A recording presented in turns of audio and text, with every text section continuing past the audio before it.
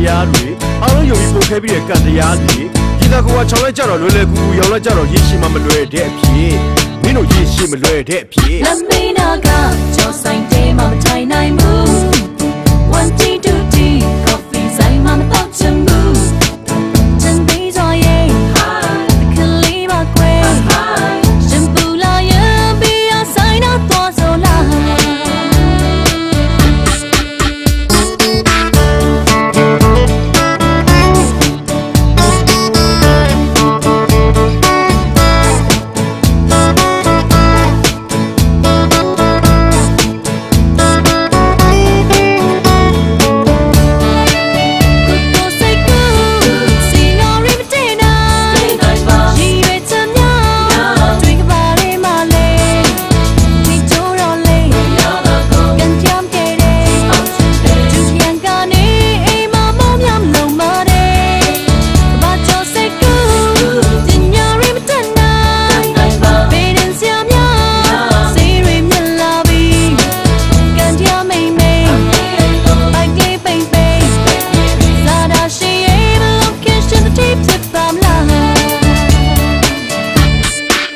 Love